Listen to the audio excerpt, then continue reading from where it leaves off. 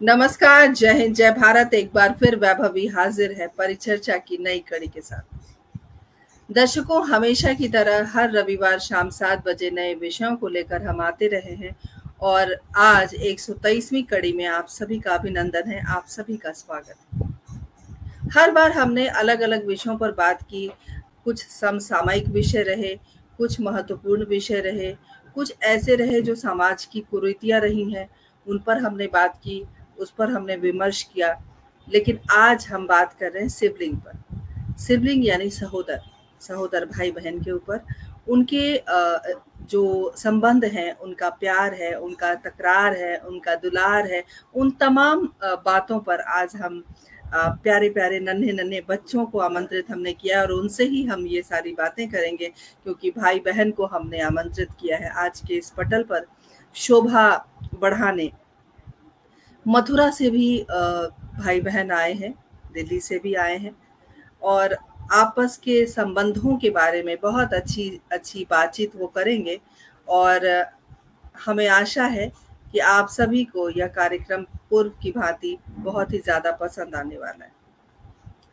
सबसे पहले मैं बताना चाहती हूँ कि मथुरा से हमारे स्टूडियो में आमंत्रित किए गए हैं स्वास्ति बंसल और ईशान बंसल, जो कि राजीव इंटरनेशनल स्कूल में शिक्षा प्राप्त कर रहे हैं और बहुत ही होनहार छात्र छात्राएं हैं और साथ में स्कूल की तमाम एक्टिविटीज़ जो होती हैं, जो भी कार्यकलाप होते हैं, उसमें बढ़ चढ़ कर दोनों बच्चे हिस्सा लेते हैं। और आपको पता ही है कि जब हम अपने कार्यक्रम की उद्घोषणा करते हैं और कार्यक्रम को जब हम यथार्थ में लेकर आते हैं, जब हम बात करते हैं अपने विषयों के ऊपर, वक्ताओं से जब बातचीत होती है, तब हमारी हमेशा यही कोशिश होती है कि उन मुखर वक्ताओं को हम लेकर आएं जिनसे एक समाधान निकल सके, जिनसे हम बात करके संतुष्टि प्राप्त कर सकें और समाज को एक नई दिशा दे सकें। स्वास्ति बंसल और ईशान बंसल का हम स्वागत करते हैं। सबसे पहले स्वास्ति और ईशान, आपका बहुत बहुत अभिनंदन, बहुत स्वागत है और बहुत सारी शुभकामनाएं हमारी ओर से। Thank you, ma'am, for giving this opportunity. हमारे साथ दूसरे वक्ता के रूप में दो भाई बहन आए हैं। जैसे कि हमने कहा, सिबलिंग पर हम बात कर रहे हैं। सिबलिंग एक ऐसा विषय है जहाँ पर हम स्कूल में जाते हैं तो जब हम सिबलिंग कहते हैं तो बहुत तरह की फैसिलिटीज़ भी हमको स्कूल की तरफ से प्रोवाइड की जाती है जब हमारे दो बच्चे एक ही स्कूल में पढ़ते हैं। उसी कड़ी में आज हमारे साथ प्रज्ञा वर्मा जुड़ी हैं और साथ में पारस वर्मा, जो कि हमारे इस पटल पर पारस पहले भी आ चुके हैं, ये हमारा सौभाग्य है। और स्वास्ति 11वीं में पढ़ती हैं और ईशान 9वीं में पढ़ते हैं। तो बहुत बहुत अभिनंदन, स्वागत। हमारे साथ पारस और प्रज्ञा जुड़ गई हैं। पारस, बहुत बहुत स्वागत, अभिनंदन करती हूँ। आप कमल मॉडल स्कूल के छात्र हैं और उसी स्कूल में प्रज्ञा पढ़ाती हैं जिस स्कूल में पढ़ा करती थी। तो ये भी एक अच्छी बात है। दोनों भाई बहन हैं, दोनों का प्यार दुलार बहुत गहरा है। कितना गहरा है वो आज हम ज़रूर बातचीत करेंगे। और एक नटखटपन भी होता है उन तमाम बातों पर आज। और सबसे बड़ी बात है, आज कलई भी खुलेगी कि कौन सा भाई है या कौन सी बहन है जो एक दूसरे को तंग भी करते हैं। तो वो सारी बातें, खट्टी मीठी बातों को हम लेकर आएंगे। हमारे साथ अनिका शुभांकर और समर्थ शुभांकर जुड़े हैं, जो कि Sam international school Dwarka Delhi में पढ़ते हैं। समर्थ 9वीं कक्षा में है और अनिका चतुर्थ कक्षा में यानी कि 4थी में पढ़ती हैं। आप दोनों का बहुत बहुत अभिनंदन, स्वागत है। और ये जो आज जोड़ी है, उस जोड़ी को देखकर हमारा पटल भी बहुत खूबसूरत हो गया है और शोभा आप सब ने बढ़ाई है। बहुत बहुत स्वागत, बहुत अभिनंदन आप सभी का। और हमारे साथ नेहा शर्मा जुड़ गई हैं, बहुत बहुत अभिनंदन नेहा। गुलशन ग्रोवर जी हमारे साथ जुड़ गए, हमेशा की तरह पुष्पलता तनेजा जी हमारे साथ जुड़ गई हैं। आप सब जुड़े रहिए, बने रहिए और इसी प्रकार अपना जो सहयोग है वो हमें देते रहिए और परिचर्चा को हम नए नए मकाम तक पहुंचाते रहेंगे। हमारे पटल के मुख्य सलाहकार आदरणीय सुरेंद्र शर्मा सागर जी हमारे साथ जुड़ गए हैं, अभिनंदन करती हूँ भाई साहब, और एक ही गुजारिश करती हूँ, एक ही अनुरोध आप सभी से कि कार्यक्रम को शेयर करते रहिए। बच्चों की बातें हैं, सहोदर भाई बहन पर हम आज बात कर रहे हैं, और सबसे पहले मैं चाहूंगी कि पारस और प्रज्ञा से बात करें, क्योंकि पारस और प्रज्ञा दोनों बड़े हैं अभी इस वक्त। जी पारस 12वीं में है और थोड़ी जिम्मेदारी बढ़ गई, और मैं चाहूंगी कि आप बताएं, तमाम हमारे जो दर्शक इस वक्त आपको देख सुन रहे हैं और पटल की ओर से भी, कैसा रिश्ता है आप दोनों भाई बहन का, और एक दूसरे के लिए क्या महसूस करते हैं, क्या कहना चाहते हैं? आज ये खुला मंच आपको मिला है अपनी भावाव्यक्ति के लिए, तो आपका अभिनंदन।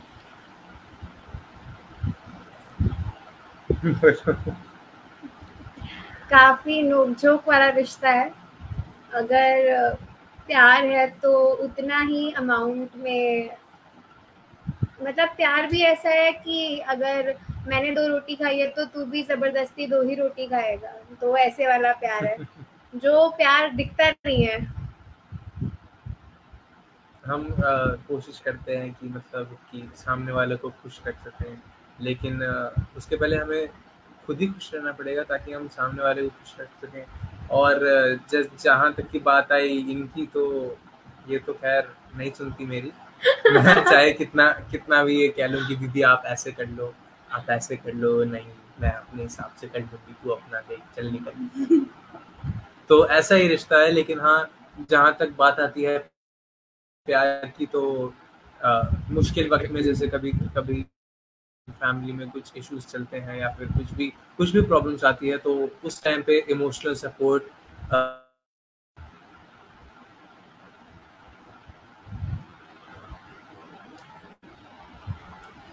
पारस बोलिए।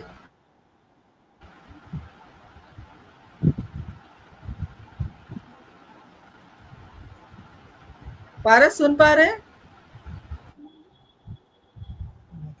हाँ जी, सुन पा रहे हैं। हाँ जी, हाँ बोलिए। हाँ जी, मैं वही बता रहा था कि जब भी मुश्किल वक्त आता है किसी भी परिवार में, जब भी हम ये महसूस करते हैं कि हमारे साथ कोई नहीं है, तो हमारे साथ हमारे बहन भाई होते हैं कि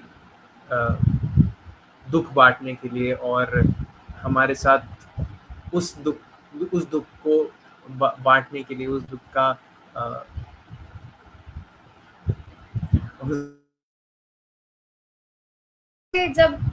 जब ऐसी सिचुएशन होती है कि क्योंकि पारस अभी थोड़ा सा छोटा है तो उसको काफी सारी चीजें समझ में नहीं आती हैं कि ऐसा क्यों हो रहा है, तो ही इज अ टीनेजर, तो बहुत ही ज्यादा आउटरीजियस हो जाता है कि ऐसा नहीं, ऐसा होना चाहिए था, ऐसा नहीं, ऐसा होना चाहिए था, ये क्यों हो गया, वो क्यों हो गया।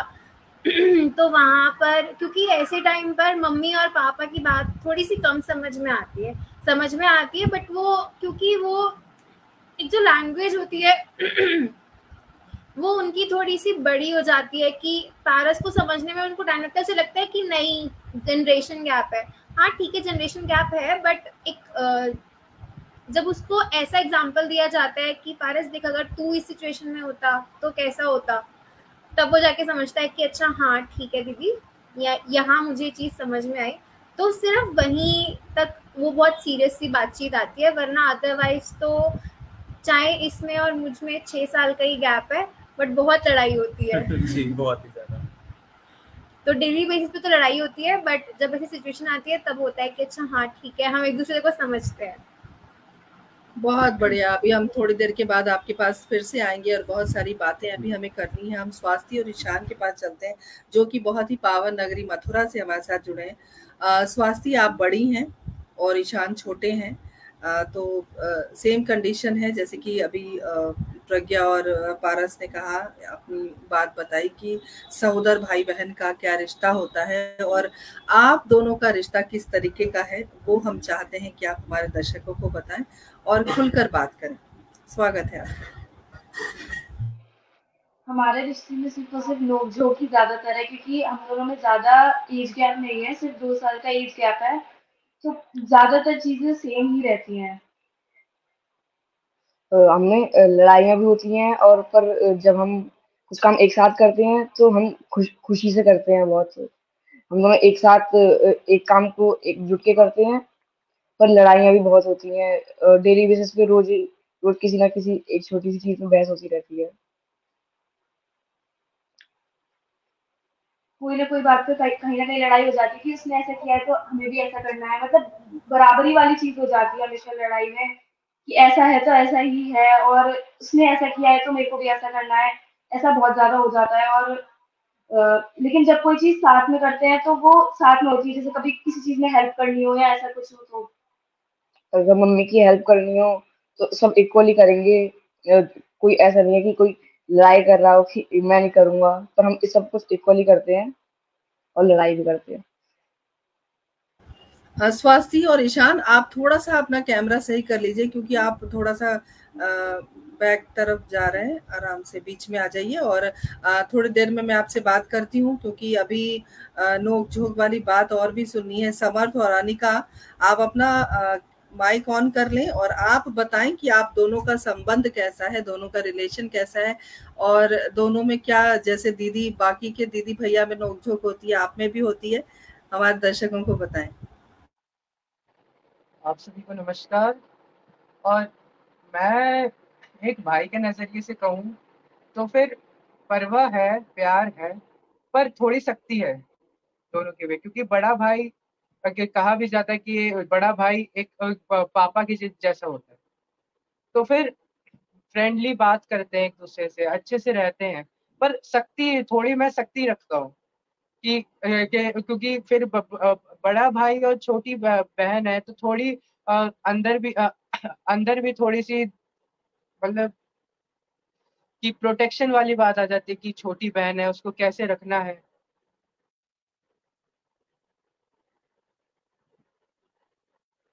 समर्थ, आप बोलिए, हम सुन रहे हैं, बोलिए। हाँ, तो छोटी बहन है, उसे कैसे रखना है, उसको आगे कैसे बढ़ाना है, तो अंदर ही अंदर, चाहे ये एज वाइज बात नहीं होती कि वो बचपन से ही आती है कि छोटी बहन है, उसको ऐसा एनवायरनमेंट दिया जाए ताकि वो अच्छे से रहे। तो हमारे बीच में बहुत अच्छा रिश्ता है, प्यार भी है, परवाह भी है, पर थोड़ी सख्ती जरूर है। मैं ये इतना ही कहूँ।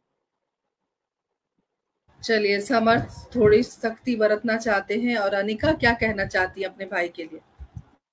नमस्कार आप सभी को। लेकिन मैं कहना चाहती हूँ कि लड़ाइयाँ तो बहुत ज्यादा होती है। अनिका, थोड़ा सा आप सामने आ जाइए कैमरे के, आपकी आवाज नहीं आ रही है। हाँ, आप बोलिए। आप सभी को नमस्कार, मेरा नाम अनिका है और मैं आपसे कहना चाहती हूँ कि लड़ाइयाँ हम दोनों में बहुत होती है, मतलब प्यार भी उतना ही होता है। मतलब ऐसे ही कुछ रिलेशन है हम दोनों में कि लड़ाई वैसे मारपीट वाली नहीं, वैसे जैसे कि कुछ बोल दिया, मैंने कुछ बोल दिया, इन्होंने मेरे को कुछ बोल दिया, ऐसी लड़ाई होती है। तू मैं वाली लड़ाई होती है। हमारे साथ गुलशन ग्रोवर जी लगातार जुड़े हुए हैं, प्रतीक शर्मा हमारे साथ जुड़े हुए हैं।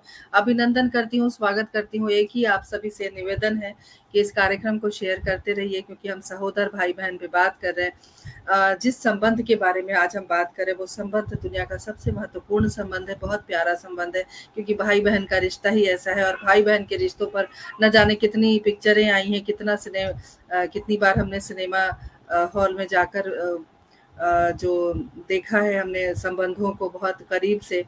तो एक बहुत अच्छा रिश्ता है भाई बहन का, नोक झोंक वाला, प्यार वाला, मोहब्बत वाला और तकरार वाला। तो उन्हीं सारी बातों पर आज हमारा ताना बाना रहेगा अगले 1 घंटे तक। और अनिका, आप अपना माइक बंद कर लीजिए और अभी हम थोड़ी देर में आपके पास आएंगे। सबने कहा कि जो रिश्ता है वो अच्छा है, खट्टा मीठा है, और समर्थ ने कहा कि थोड़ी सख्ती बरतना बहुत जरूरी है। तो ये जो सख्ती जैसा शब्द है वो बहनों को बिल्कुल पसंद नहीं है। खैर, वो उस बात पर हम आएंगे। लेकिन प्रज्ञा, चूंकि आप बड़ी हैं, भारत सभी छोटे हैं, और बहुत मेरे लिए भी बहुत बड़ी चुनौती थी कि भाई बहन को एक स्क्रीन पर लेकर आना मेरे लिए बहुत बड़ा टास्क था जिसको हमने बहुत मुश्किल से पूरा किया, क्योंकि सब भाई बहन, कभी कोई बाहर है कोई घर में है, इस तरीके का रहा है। लेकिन अभी बड़ी मुश्किल से हम ऐसे भाई बहन को इकट्ठा कर पाए हैं, तो मेरे लिए भी बधाई कि मैं इस काम को कर पाई। खैर, ये तो हंसी मजाक की बातें हैं, लेकिन प्रज्ञा, चूंकि पारस बहुत संजीदा है, क्योंकि पारस थिएटर भी करते हैं, स्कूल में भी ड्रामा में भाग लेते हैं, लक्ष्मण ज्यादा बनते हैं ये। तो संजीदा होने के साथ साथ क्या आपकी मुश्किल तब बढ़ जाती है जब इन्हें कुछ समझाना पड़ता है, और समझाने के दौरान आपको बहुत पापड़ बेलने पड़ते हैं, बहुत उदाहरण देना पड़ता है, ऐसा कुछ होता है क्या? हाँ, ऐसा बहुत बहुत बार होता है, क्योंकि जब आप एक थिएटर आर्टिस्ट होते हो तो मुझे ऐसा लगता है इसको देखने के बाद कि अगर आप एक आर्टिस्ट हो और आपका दिमाग ज़्यादा थिएटर और एक्टिंग में है, तो आपको आपकी पूरा दिन आपका उसी सिनेरियो में घूमता रहता है।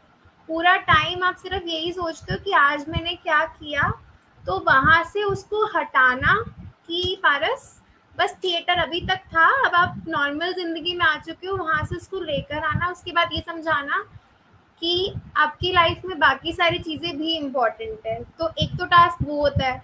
उसके बाद मुझे पर्सनली ये लगता है कि जो लड़के होते हैं, मतलब मैं बाकियों को नहीं कहना चाहती, तो बाकी जो जितने भी लड़के मुझे सुन रहे हैं वो दिल पर ना लें, बट मुझे ऐसा लगता है कि भगवान ने लड़कों को कुछ ऐसी शक्ति दी होती है कि ये थोड़े से अनटाइडी होते हैं। तो ये पावर हमें दी जाती है कि हमें इनको बनाना होता है, हमें इनको बताना होता है कि अपना गीला टॉवल बेड पे मत डालो, सोफे पे मत डालो, ढंग से रखो, अपने पैर धो लो अगर गंदे हैं तो, ऐसे मत सो, यहाँ मत रहो। तो वो भी बहुत डिफिकल्ट टास्क होता है, क्योंकि अभी जैसे बाल बहुत ज़्यादा लंबे हैं तो ये भी बताना पड़ता है कि अब तेल लगा लो, अब धो लो। तो बहुत सारी चीज़ें हैं जो हमें बतानी पड़ती हैं। बहुत मुश्किल है। वाकई आपने बहुत सही कहा कि भगवान ने हम स्त्रियों को वो शक्ति दी है जिसकी वजह से ये सृष्टि चल रही है, और घर भी तभी चलता है। और बहन का होना भाई के जीवन में बहुत महत्वपूर्ण है, बहुत ज़रूरी है, और भाई का होना बहन के जीवन में बहुत ज़रूरी है, क्योंकि आप दोनों एक दूसरे के पूरक हो, एक दूसरे के बिना अधूरे हो, क्योंकि बहुत ही प्यारा, बहुत ही कोमल सा रिश्ता होता है भाई बहन का। तो स्वाति के पास हम चलते हैं। स्वाति, ऐसी परिस्थिति में जब आप ईशान को कुछ समझा रहे हो, तो चूंकि आप बड़े हो, तो कितना आसान होता है या कितना मुश्किल होता है कोई भी बात इनके दिमाग तक पहुंचाना? क्या करते हो आप उसके लिए? कोई नुस्खा है आपके पास? आसान तो बिल्कुल भी नहीं होता, क्योंकि ये कभी भी नहीं सुनता है। हमेशा इसको जबरदस्ती बताना पड़ता है कि हाँ मैं बड़ी हूँ तो थोड़ा तो मुझे ज्यादा पता होगा, लेकिन वो कभी भी नहीं सुनता है। बिल्कुल भी आसान नहीं होता इसको समझाना। कितना भी एग्जाम्पल देके समझा लो, कितना भी कुछ देके समझा लो, लेकिन उसे लगता है कि वो ही हमेशा सही है। तो ये परिस्थिति है। समर्थ के पास चलते हैं। अभी हम बड़े होने के नाते सभी बड़े भाई बहन के पास चल रहे हैं। तो समर्थ, आप अनिका को किस तरीके से कोई भी बात समझाते हैं? मैं ये कहना चाहूंगा कि अगर बहनों को भाइयों को बात समझानी होती है तो उसमें जरूर दिक्कत आती है। ये मेरी भी एक बड़ी बहन है, उनकी बात जब मैं सुनता हूँ तो एकदम से दिमाग में नहीं आती। पर अगर बड़ा भाई अगर छोटी बहन को अगर समझाता है ना, वो बात वो एक बारी में समझ लेते हैं। वो ज्यादा वैसा वो ये नहीं होता कि नहीं मैं ऐसे नहीं ऐसे करूंगी। तो वो बात लड़का जब लड़की को समझाता है, या फिर बड़ा भाई जब छोटी बहन को समझाता है, चाहे वो पापा हो या मम्मी हो, हर कोई तो फिर अगर बड़ा भाई जब छोटी बहन को समझाता है वो आराम से समझ आ जाती है। पर जब अगर बड़ी बहन और वो छोटे भाई को समझाए तो उसमें दिक्कत आती है। ये मैं कहना चाहूंगा। ये बात होती है हर किसी की जिंदगी में आती है। अब यही बात मैं पारस के मुंह से सुनना चाहती हूँ। तमाम सुधी श्रोता अभी जुड़े हुए हैं और लगातार बहुत सारे उनके कमेंट आ रहे हैं। तो आप बताओ पारस, कितना आसान होता है दीदी की बात समझना या मुश्किल होता है? देखिए मैम, मैं बताता हूँ आपको। छोटे होने के नाते एक टाइम ऐसा आता है जिंदगी में जब हमें चीजें समझनी पड़ेंगी। ऐसा नहीं है कि हम जिंदगी भर वही बचपना करते रहें या फिर वही चीजें करते रहें या फिर अपनी गलतियों को दोबारा दोबारा रिपीट करते रहें। एक टाइम ऐसा आता है जब हमें भी चीजें समझनी पड़ती है, जब हमें घर की स्थिति को मोस्ट इम्पोर्टेंटली समझना पड़ता है कि इस वक्त घर को मेरी ज़रूरत है या फिर इस वक्त मम्मी पापा को मेरे इमोशनल सपोर्ट की ज़रूरत है या फिर उनसे काम नहीं हो रहा है, तो मतलब कुछ ऐसी प्रॉब्लम आ गई है, पारिवारिक प्रॉब्लम है। उस पॉइंट ऑफ टाइम पे कि हमें ये चीज़ ध्यान में रखनी पड़ेगी कि हाँ, मैं इस घर का छोटा हूँ, मुझे ही इस घर को बांध के रखना पड़ेगा। और वो चीज़ दीदी की बात समझना उस टाइम पे हेल्प करता है कि जब हमें सेल्फ रियलाइजेशन होता है कि हाँ, इस टाइम जो दीदी कह रही हैं वो बात सही है। वैसे जो कहती रहती हैं वो सही नहीं होती, लेकिन जब सेल्फ रियलाइजेशन होता है कि हाँ, इस पॉइंट पे तो परिवार को मेरी सख्त ज़रूरत है, तब लगता है कि हाँ, मुझे साथ देना पड़ेगा। और देना चाहिए नहीं, देना पड़ेगा। बिल्कुल, हमारे साथ गुलशन ग्रोवर जी जुड़े हुए हैं। उन्होंने लिखा है कि छोटे बच्चे बड़ी-बड़ी बातें कर रहे हैं।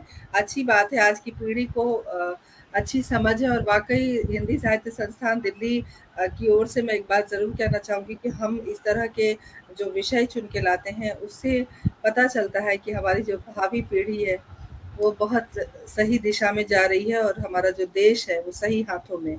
बच्चे इतने समझदार हैं, वो अपना अच्छा बुरा सब समझ रहे हैं, तो इससे बेहतर बात किसी परिवार के लिए कुछ नहीं है, किसी देश के लिए कुछ नहीं है। अब अनिका के पास चलते हैं। अनिका, आपको भैया की कौन-सी बात बुरी लगती है और उनके समझाने का कौन-सा तरीका आपको पसंद नहीं है, वो आप बताइए?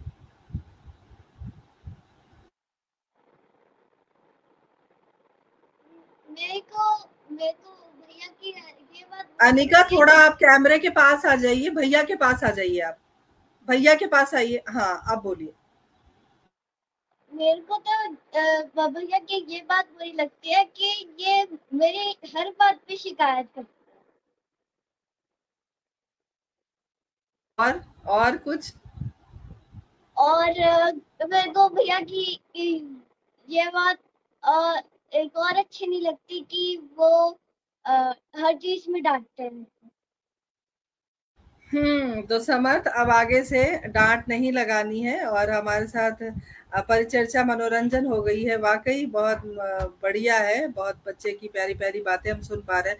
तो देखिए, एक शिकायत भी है बहनों की या छोटे भाई की कि इस तरीके का जो एक होता है ना, बड़े होने का एक रुतबा होता है, एक एटीट्यूड होता है जिसको बड़े मेंटेन करके रखते हैं। छोटों के ऊपर एक प्रेशर आता है, एक तरह का प्रेशर है। चूंकि मैं घर में सबसे छोटी हूँ तो मैं समझ सकती हूँ कि क्या प्रेशर आता होगा।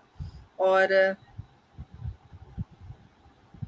अच्छा, गुलशन ग्रोवर जी ने अनिका के लिए एक संदेश भेजा है। उन्होंने लिखा है कि अनिका के मन में कुछ चल रहा है, अनिका बोल नहीं रही है। तो अनिका, आप खुलकर बात कर सकती हैं हमारे साथ, आपको पूरी आज़ादी है, आप खुलकर हमसे बात करें और अंकल की जो शिकायत है वो आप दूर करें।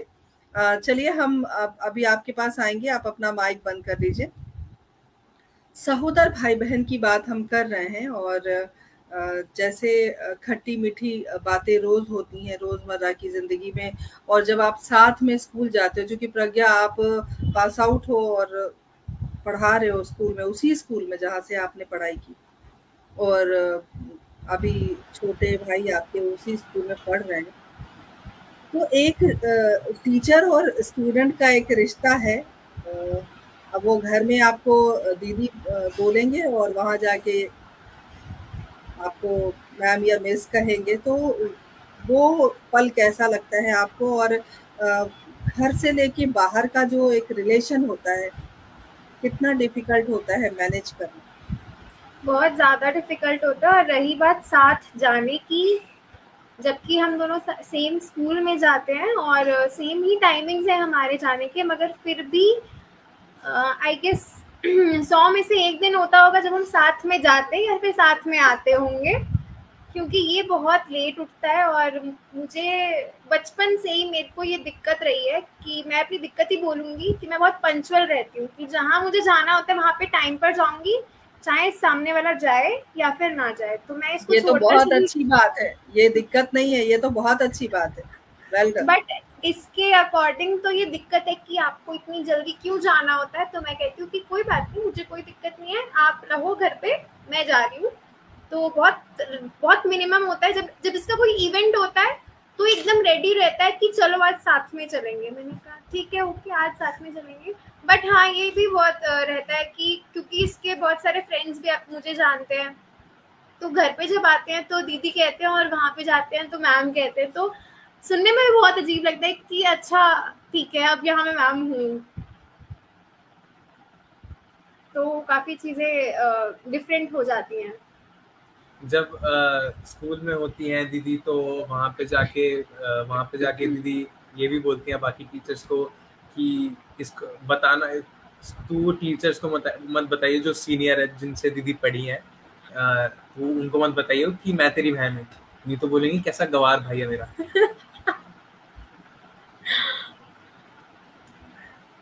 तो ये एक समस्या है, और ये पंक्चुअलिटी तो बहुत ज़रूरी है, समय का ध्यान रखना। भारत जैसे देश में जहाँ पर समय का ध्यान कोई नहीं रखता, आप पंक्चुअल हैं, ये बहुत अच्छी बात है। हमारे साथ निधि भार्गव मानवी जुड़ गई हैं, अभिनंदन है। निशा पोद्दार हमारे साथ जुड़ गई हैं, बहुत बहुत स्वागत, अभिनंदन। हमारे साथ पटल की संयोजिका आदरणीय सुदर्शन शर्मा सुधी जी जुड़ गई हैं, अभिनंदन करती हूँ।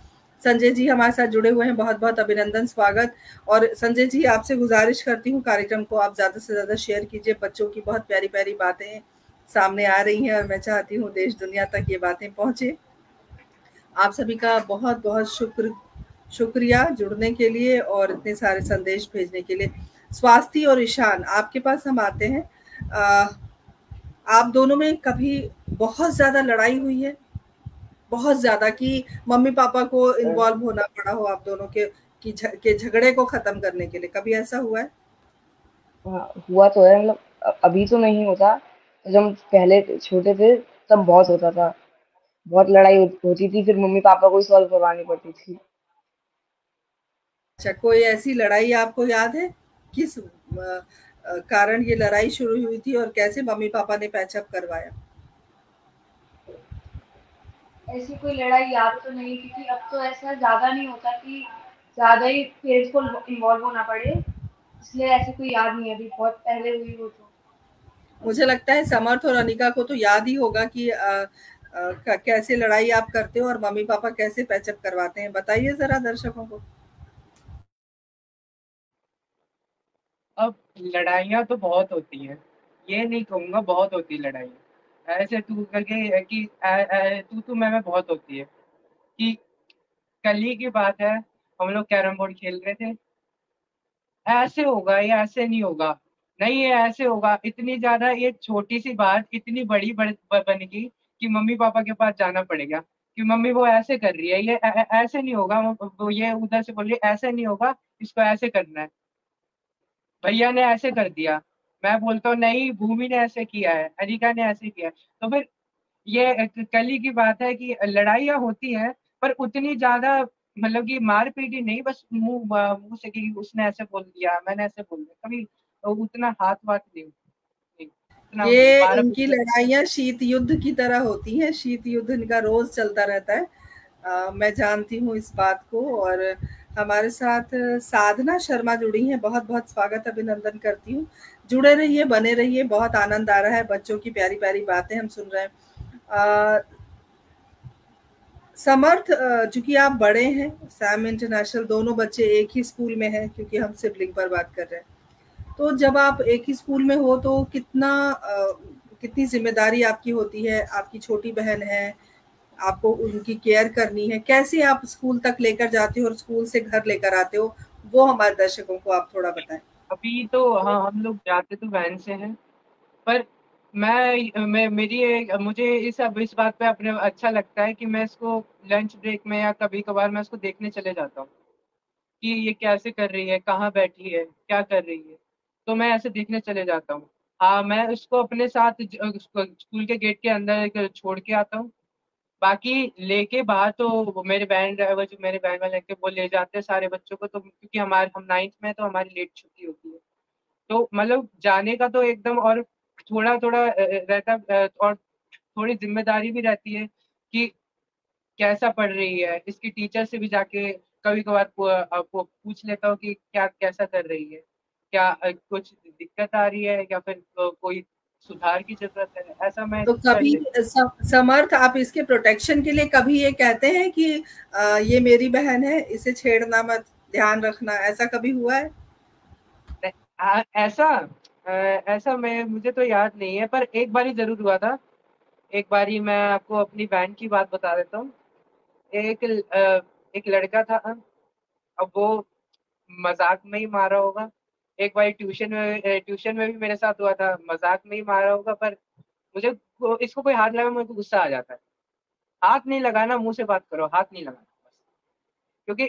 क्योंकि मैं बड़ा भाई हूँ और मुझे हक है और किसी को कुछ भी हाथ लगाने का हक नहीं है। तो ये बात हो जाती है कि अपने प्रोटेक्शन के लिए, हाँ एक बारी एक लड़का इसी बात पे मेरे से थोड़ा बहुत मार भी खाया था, क्योंकि उसने मार दिया था इसे। तो ऐसा प्रोटेक्शन रहता है कि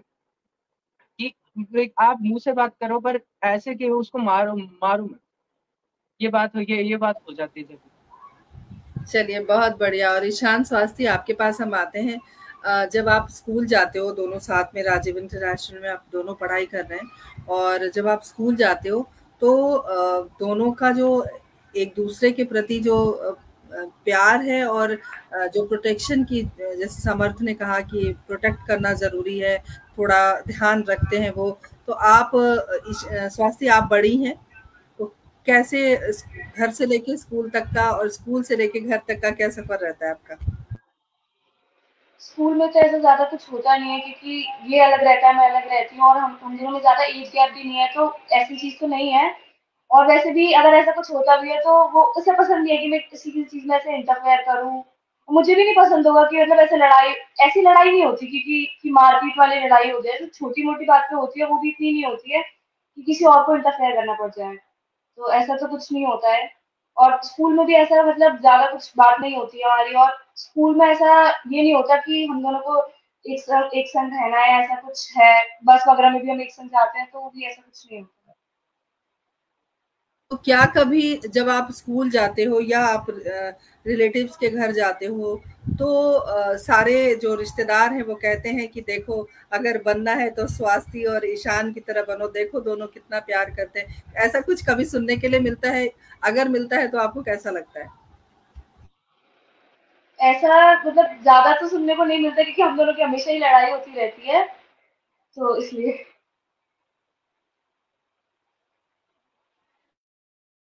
हमारे पास बहुत सारे संदेश आए हैं। सुरेंद्र शर्मा सागर जी ने लिखा है कि हमारे ज़माने में तो एक दूसरे के बाल पकड़कर झकझोर दिया करते थे, दोनों भाई-बहन, इतनी लड़ाई होती थी। और उसके बाद उन्होंने एक संदेश और भेजा है, मैं पढ़ के सुनाती हूँ आपको, कि हमारे चेहरे पर बाईं तरफ आज भी चोट का निशान है, बहन की वजह से उनको मार पड़ी थी।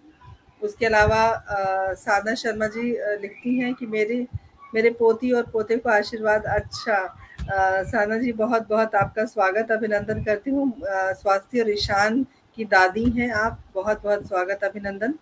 सभी बने रहिए, जुड़े रहिए, अच्छा लग रहा है, बच्चों से बातचीत कर रहे हैं। और सबसे बड़ी बात है कि मन की बात आज कही जा रही है, मन के जो उद्गार हैं, और बहुत स्पष्ट रूप से, बहुत सरलता से, क्योंकि बच्चे तो भगवान का स्वरूप है, बच्चे वही कहेंगे जो उनके मन में है, उनके भाव भी उनके चेहरे पे उसी प्रकार आज सुशोभित हो रहे हैं। बहुत अच्छा लग रहा है हमें। प्रज्ञा, बड़े होने की जो एक जिम्मेदारी होती है, उस जिम्मेदारी को आप बखूबी निभा रही हैं, लेकिन बड़े होने का एक खामियाजा भी भुगतना पड़ता है। बड़ा होना मतलब हर चीज आप ही को समझना। तो वो सिचुएशन हमारे दर्शकों से आप साझा करें। हम लोग 3 भाई बहन हैं, तो मैं मिडिल चाइल्ड हूँ, मैं बीच वाली हूँ।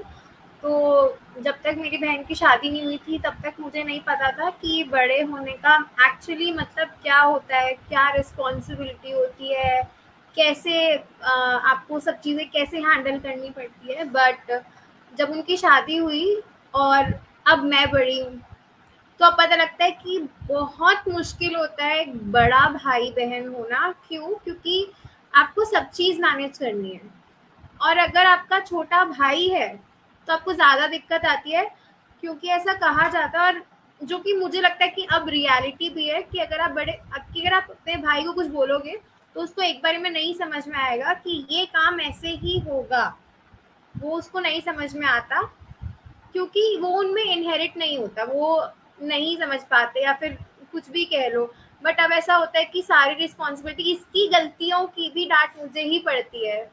तो वहाँ मुझे एक लगता है कि ये एक बहुत बड़ा डिसएडवांटेज है बड़े होने का, कि फिर मुझे लगता है कि नहीं होना मुझे बड़ा, मुझे छोटा ही सही था।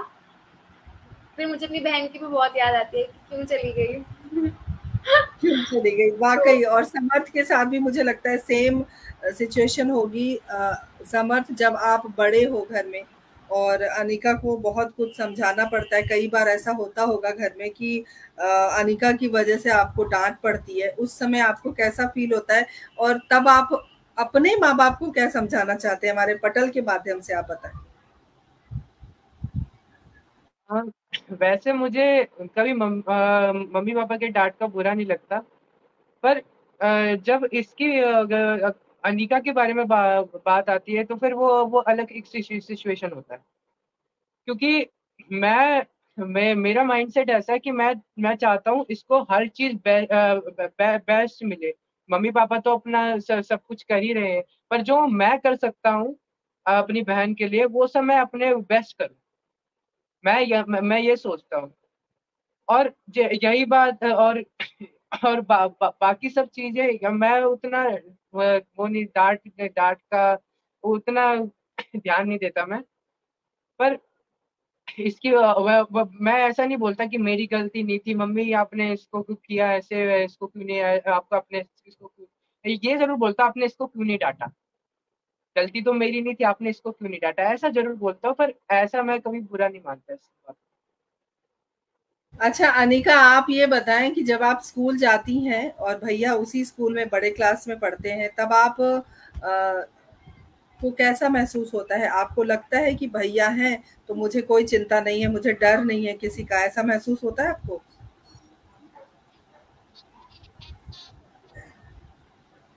अनिका, आपकी आवाज नहीं आ रही है, थोड़ा पास आ जाइए।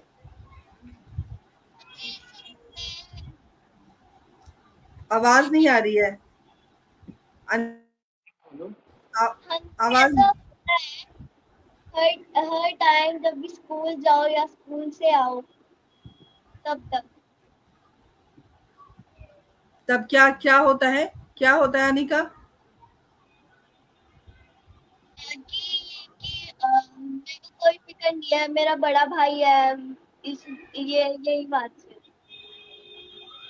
मतलब आपको किसी से डरने की जरूरत नहीं है, मेरा भाई है ना, ये वाली फीलिंग आती है। बढ़िया, बहुत बढ़िया। कितना अच्छा लग रहा है आप सभी से बात करके, और जितने भी हमसे जुड़े हुए अभी दर्शक हैं, वो सब आपके एक एक जवाब को बहुत ध्यान से सुन रहे हैं, और बहुत सारे जो संदेश हैं उनके आ रहे हैं। सुदर्शन शर्मा जी ने लिखा है कि एक खास बात यह होती है कि आपस में कितना भी लड़ें, जब मम्मी एक को डांटती है तो दूसरे भाई बहन उसके पक्ष में खड़े हो जाते हैं, नहीं इसकी कोई गलती नहीं है। ऐसा कई बार होता है और ये होना भी चाहिए। तो अच्छा लगता है जब आप एक दूसरे के प्रति प्यार रखते हैं और एक दूसरे के लिए खड़े होते हैं। लेकिन ये जो व्यवहार है, ये आपको ज़मीनी स्तर पर भी करना होता है, परिवार में तो करना होता ही है, आपको समाज में भी स्ट्रॉन्ग बन के एक दूसरे के प्रति खड़ा होना पड़ता है। तो प्रज्ञा, आप बड़ी हैं, क्या कहना चाहेंगी इस बारे में? क्योंकि आपको सुनने के बाद 2 और छोटे-छोटे 4 बच्चे यहाँ बैठे हैं, उनको उससे शिक्षा ग्रहण होगी। तो आप इस सिचुएशन के बारे में आप बताएँ, और कैसे निकलना होता है, या फिर आप क्या संदेश दे रही हैं इस बारे में? ऐसे टाइम पे मैं इसके सामने इसको सपोर्ट नहीं करना पसंद करती हूँ। ये मेरा पॉइंट ऑफ व्यू है, क्योंकि जब मैं इसको किसी के भी सामने सपोर्ट करती हूँ तो मुझे कहीं ना कहीं ये लगता है कि इसके अंदर ये एटीट्यूड या फिर ये चीज़ दिमाग में आ जाती है कि कोई क्या ही कर लेगा मेरा, या फिर ये चीज़ मैं सही था, मेरी गलती नहीं थी। तो जब ऐसी सिचुएशन आती है तो मैं इसका जब नहीं, वहां से जब चला जाता प्रज्ञा, है, जब आपको पता चलता है कि पारस गलत नहीं है, तब आप क्या करते हो? कभी कभी क्या होता है कि हम गलत नहीं होते हैं तो भी हमें सॉरी बोलना पड़ता है, तो भी मैं इसका सपोर्ट इसके जाने के बाद ही करना पसंद करती हूँ, क्योंकि अभी ये छोटा है और मैं वहाँ उस पोजीशन से बाहर निकल चुकी हूँ, तो मुझे पता है कि अभी तो बहुत अच्छा लगता है, सब आपको सपोर्ट करते हैं, बट एक टाइम में एकदम से चीज़ें चेंज हो जाती हैं और फिर आपको कोई सपोर्ट नहीं करता, तब आपको बहुत ज़्यादा धक्का लगता है कि यार अभी तक तो मैं सबसे लाडली थी, अभी तक तो सब मुझे पूछ रहे थे, अब एकदम से कुछ नहीं हो रहा। तो मैं पहले से ही उसको इतना स्ट्रॉन्ग हार्टेड बना देना चाहती हूँ कि आगे जब इसके साथ ऐसा हो जो मेरे साथ हुआ, तब इसको ज़्यादा फील ना हो। तो मैं इसका सपोर्ट इसके सामने नहीं करती, बाकी बाद में जब भी वहाँ से चला जाता है तब समझा देती हूँ औरों को कि भाई ऐसा नहीं है, उसकी गलती नहीं थी, वो चीज़ इसको पता नहीं चलती, तो इसको लगता है कि हाँ दीदी ठीक है, दीदी मेरा सपोर्ट नहीं करती है वो। बाकी इस चीज़ से मुझे फर्क भी नहीं पड़ता कि ठीक है कोई बात नहीं, मेरा जो पार्ट था, मुझे जो इसका सपोर्ट इसको नहीं दिखा के करना था वो मैं कर चुकी हूँ। तो अब ये मुझे सही समझे, अब ये मुझे गलत समझे, कोई बात नहीं। मुझे लगता है आज के प्रज्ञा, आज के बाद तो पारस की जो गलतफहमी थी वो दूर हो गई होगी। अब तो सिचुएशन बिल्कुल अलग है। हमारे साथ बहुत ही प्यारी मेरी प्यारी सहेली आशा साहनी, बहुत अच्छी कवित्री हैं, जुड़ गई हैं। बहुत बहुत स्वागत अभिनंदन करती हूँ सखी। और हमारे साथ डॉक्टर शिवांगी श्रीवास्तव जुड़ गई हैं। शिवांगी, बहुत समय के बाद देखकर बहुत अच्छा लग रहा है, बहुत बहुत अभिनंदन, बहुत स्वागत है। ये क्लिनिकल साइकोलॉजिस्ट हैं और हमारे कार्यक्रम की महत्वपूर्ण कड़ी हैं, और जब भी हमें किसी साइकाइट्रिस्ट की ज़रूरत पड़ती है तो शिवांगी हमारे साथ कदम से कदम मिलाकर रहती हैं। शिवांगी, बहुत बहुत स्वागत अभिनंदन। आप सभी का स्वागत है, अभिनंदन है। इसी तरह जुड़े रहिए, बने रहिए। थोड़ी देर और बहुत सारी बातें सामने आएंगी, और बच्चों के मन के उद्गार जो व्यक्त किए जा रहे हैं, भाव जो व्यक्त किए जा रहे हैं, वो बहुत ही दुर्लभ है। मुझे लगता है एक मंच पर 6 भाई बहन यहाँ पर जुड़े हुए हैं, और सबके अपने अपने मन की बातें हैं जो आज सामने आ रही हैं। और अनिका से कहा जा रहा है बार बार कि अनिका के मन में कुछ और चल रहा है, अनिका बोल नहीं रही है। तो अनिका, आप झट से बोल दीजिए कि भैया आपको कितनी पिटाई करते हैं, या क्या कुछ आपको परेशान करते हैं। आज आप बोल ही दीजिए, क्योंकि सब सुनना चाहते हैं। अनिका, और थोड़ा भैया के पास आ जाइए, आपकी आवाज नहीं आती है, थोड़ा भैया के पास आ जाइए। हाँ, अब बोलिए। क्या भैया आपको तंग करते हैं? उतना भी नहीं कि इतना ज्यादा करते हैं, मतलब तंग तो करते हैं। तंग करते हैं। तमाम श्रोताओं को बताना चाहती हूँ कि दोनों के बीच 5 साल की जो एक एज गैप है, उसकी वजह से ज़्यादा ही दिक्कत है, क्योंकि अनिका बहुत छोटी हैं, समर्थ बड़े हो चुके हैं। तो दोनों के बीच का जो तालमेल है वो अभी ईशान और स्वास्थी और प्रज्ञा और पारस का जो है, मुझे लगता है उससे भी बड़ा जो गैप है वो इनके साथ है, जिसकी वजह से कुछ दिक्कत हो सकती है। विशाल वशिष्ठ हमारे साथ जुड़े हुए हैं। बहुत बहुत स्वागत अभिनंदन करती हूँ भाई साहब, बहुत बहुत आपका आभार। विषय अच्छा है और इसी विषय पर हम बातचीत कर रहे हैं, और इस विषय को सुझाने के लिए डॉक्टर मीता गुप्ता जी का विशेष आभार। अनिका, आप अपने भैया के बारे में क्या कुछ बोलना चाहती हैं? कुछ अच्छी बातें जो आपको लगता है कि आपके भैया की क्वालिटी है, आप क्या कहना चाहती हैं अपने भैया के बारे में? मैं ये कहना चाहती हूँ कि ये ना, जैसे देखो, अगर जब मेरी गलती नहीं होगी तो ये हमेशा मेरे साथ रहते हैं। एक क्वालिटी इनकी है कि जब मेरी गलती नहीं होती तो वे हमेशा मेरे साथ रहते हैं। ये तो बहुत अच्छी बात है।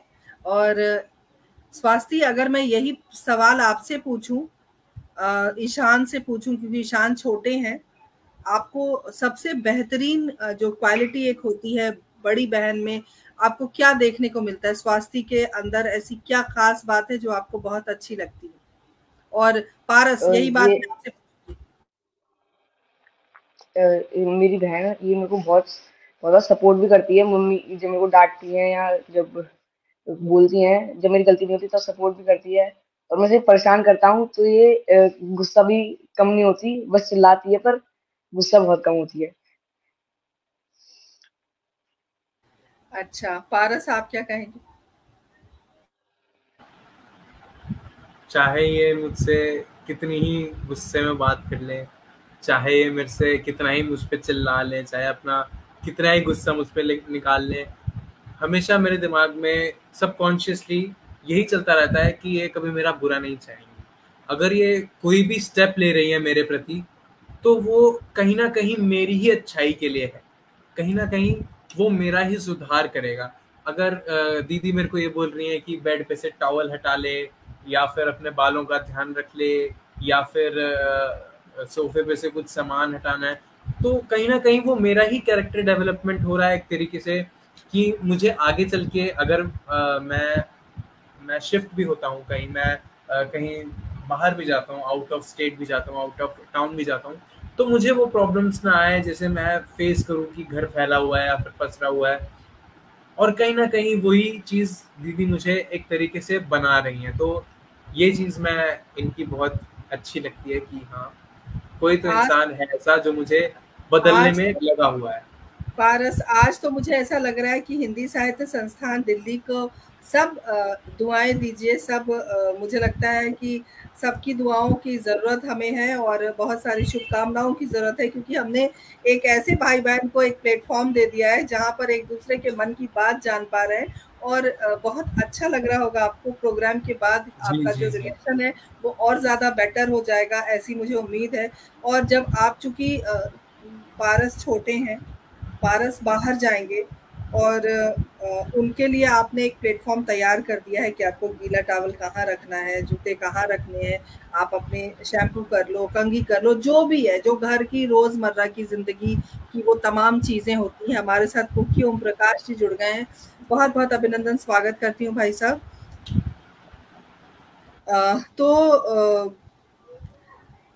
मैं यही कहना चाहती हूँ प्रज्ञा आपसे कि जैसे कि समर्थ बड़े हैं और समर्थ 2-4 साल बाद बाहर चले जाएंगे, और स्वास्थ्य बड़ी है और ईशान अभी छोटे हैं, फिर वो भी बड़े होंगे, स्वास्थ्य भी जा सकती है बाहर पढ़ने के लिए, या फिर ईशान भी चले जाएंगे।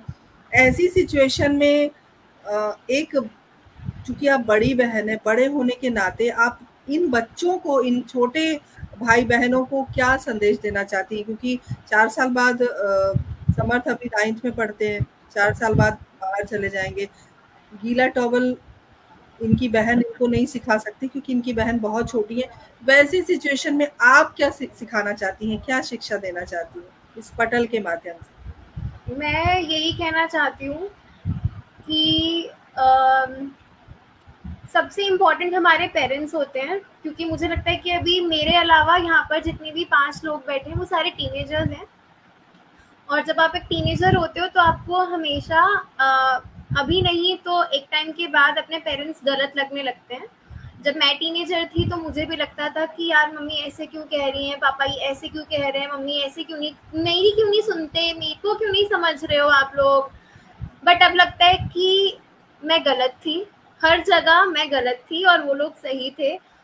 और अब मुझे चीज़ें समझ में आती हैं। मेरी मदर काफ़ी स्ट्रिक्ट रही हैं, बट अब मुझे लगता है कि बहुत अच्छा हुआ कि मेरी मदर स्ट्रिक्ट थी, ताकि अब मेरे को वो चीज़ समझ में आती है कि क्योंकि सेम मेरा वही रवैया इसके साथ भी है कि ये काम नहीं करना, यही काम करना है और इसी तरीके से करना है। क्योंकि किसी भी काम करने को कोई तरीका होता है। जैसे अगर हम नहा रहे हैं तो नहाने के बाद वाइपर लगाना ही लगाना है, उसके पीछे साइंस है।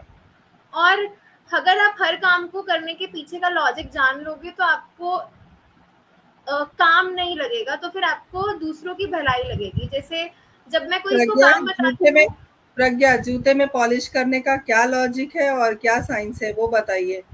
जूते, मैं एनसीसी से हूँ, तो जूते को पॉलिश करने का लॉजिक ये है कि आपकी पर्सनालिटी, इंसान जब भी आपको पहले देखता है तो सबसे पहले आपके जूते देखता है, और अगर आपके जूते आप साफ नहीं है तो वो पहला पर्सनालिटी का जो ट्रेट होता है वो यही जाता है कि ये इंसान अनटाइडी है और अपनी सैनिटेशन और हेल्थ एंड हाइजीन का ध्यान नहीं रखता है। So that is the main thing. तो जब भी मैं इसको कोई काम भी बोलती हूँ ना कि पारस ये ऐसे होगा, तो ये वही है, टीनेजर है तो ऐसे क्यों होगा, मैं अपनी मर्जी से कर लूंगा। तो मैं इसको समझाती हूँ कि पारस, अगर आपको वॉश नहाने के बाद वाइपर लगाना है तो वो अपने लिए नहीं लगाना है, वो आपके बाद जो नहाएगा ताकि वो गिर ना जाए, सिर्फ आपको इसीलिए लगाना है। तो इसके बाद उसको समझ में आता है कि अच्छा ठीक है, ये क्यों जरूरी है।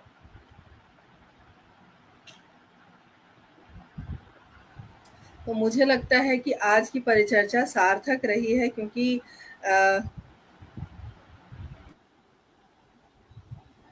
सार्थक हुई है। बहुत सारे संदेश आ रहे, मैं एक तरफ संदेश पढ़ने लग गई थी।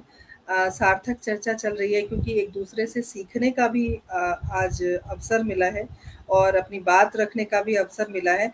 तो अपने अंतिम चरण में हम आ चुके हैं। हम विशाल वशिष्ठ हमारे साथ जुड़े हुए, उन्होंने लिखा है लाजवाब, बहुत सारे संदेश हैं। और नेहा शर्मा ने एक संदेश आपके लिए भेजा है कि बच्चे इतने समझदार लग रहे हैं, ऐसा लग रहा है कि आज की जो जनरेशन है वो बहुत ही ज़्यादा सही दिशा में है और कोई दिक्कत वाली बात नहीं है। और सुरेंद्र शर्मा सागर जी ने लिखा है कि हमारे ज़माने में भाई बहन में तू मैं बिल्कुल नहीं होती थी, सीधे हाथापाई ही करते थे जिससे मामला जल्द ही निपट जाए।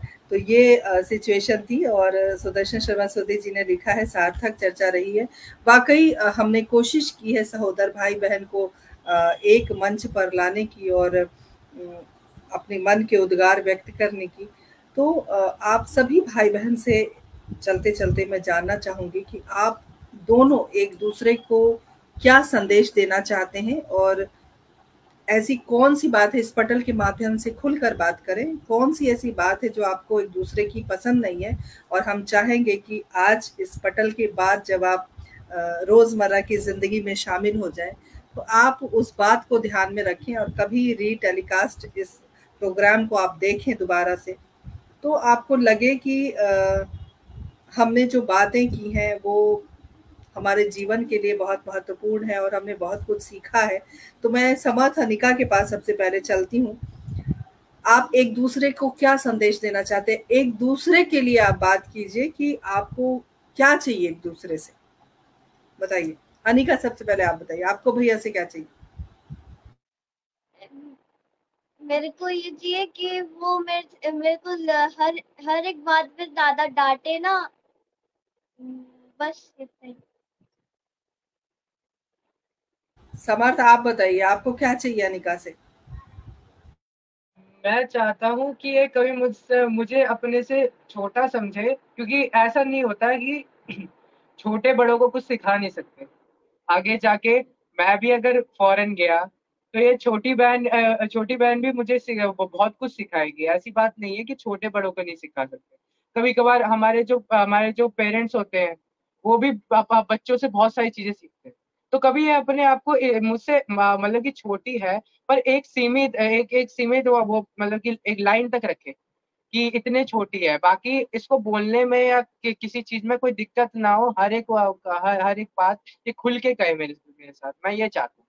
और और दूसरी बात, मैं बड़ा हूँ, इससे कोई फर्क नहीं पड़ता। हम दोनों एक से हैं और एक सा ही रहना है पूरी जिंदगी, बस इतना ही। बहुत बढ़िया। स्वास्थी और ईशान, आप दोनों एक दूसरे से क्या चाहते हैं? आज खुलकर बात करते हैं।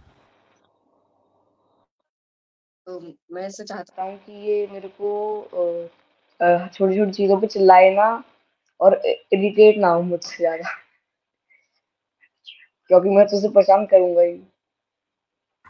अब इन्होंने कह दिया है कि वो तो परेशान करेंगे ही और आप उनके ऊपर चिल्ला भी नहीं सकती हैं।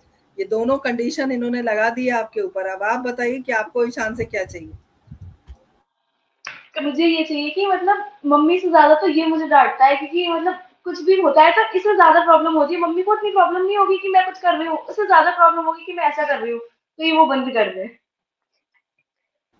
पारस, आप क्या चाहते हैं प्रज्ञा से, और प्रज्ञा आप क्या चाहती हैं पारस से? आप दोनों अपनी अपनी बात बारी बारी से रखें। मेरा मानना ये है कि as a person, as a mentor, as a teacher, जो ये चीज प्रोवाइड करती है मेरे लिए, that is more than enough, more than enough. बहुत बहुत ही अच्छा है, बहुत ही ज्यादा है मेरे लिए। और इसी वजह से शायद मेरे अंदर कोई कमी है जो मैं चीज़ों को नहीं समझ पाता हूँ। और मैं एज अ पर्सन मैं इनसे ज़्यादा एक्सपेक्ट नहीं कर सकता, लेकिन ये है कि मैं इनको ट्रस्ट पूरा करता हूँ। और मैं जैसी ये है वैसी बहुत अच्छी है। मैं इनसे कुछ ज़्यादा वो नहीं करता कि आप ऐसे चेंज क्यों नहीं हो जाते, आप ऐसे चेंज क्यों नहीं हो जाते। जैसी है मेरे लिए है वैसी बहुत अच्छी है। प्रज्ञा, आप क्या चाहती हैं? मैं बस इतना चाहती हूँ कि ये अपना ध्यान रखे, दैट्स इट। मुझे ना बोलना पड़े कि खाना खा ले और पानी पी ले, बस।